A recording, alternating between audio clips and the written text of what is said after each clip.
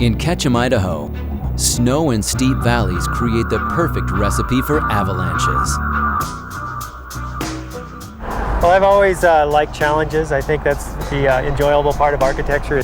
Dan Johnston is an architect who knew he would have to build his home with some extra protection if he was going to be able to survive one of these landslides of snow.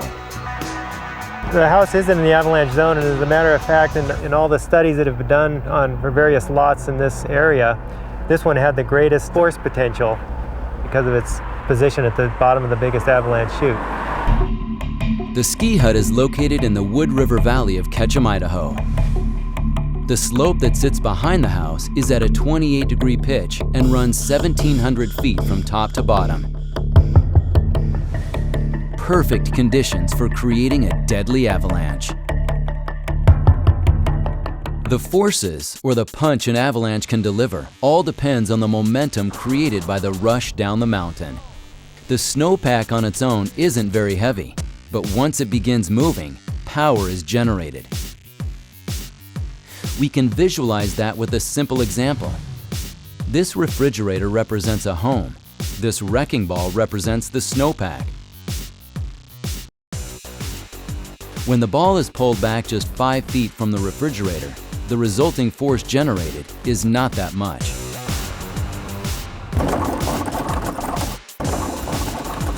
When we now pull the ball back some 30 feet and give it added momentum, just as a snowpack being released high up on a hill, the result is dramatically different.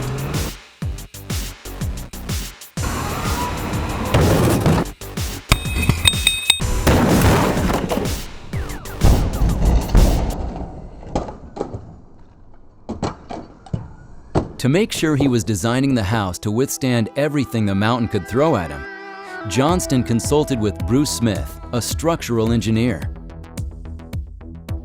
Smith set up a computer model of what could happen if an avalanche hit Dan Johnston's home. The little pink dot is Dan's house, and this is the runout area out here. So if we animate the simulation here, we can watch the snow come down.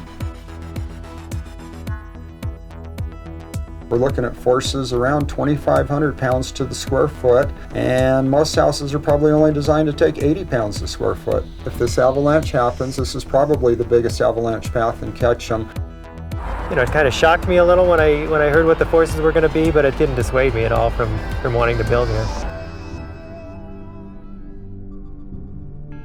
Knowing how powerful a force he was up against, Dan's first task was to anchor his house as firmly as possible to the ground.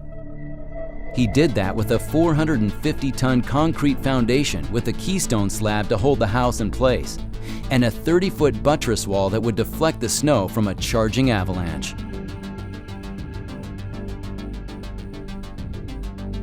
Facing the mountain's steep slope, this massive wall is castle strong and 3 foot thick at the base.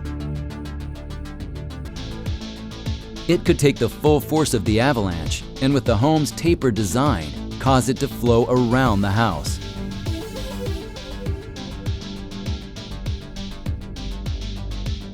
And just in case a wave of snow did hit the house, homeowner Johnston included windows to serve as exits on the second floor, so no one inside would ever be entombed after the disaster struck.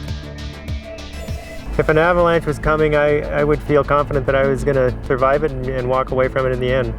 Hopefully, Johnston will never have to find out and put his house and confidence to the test.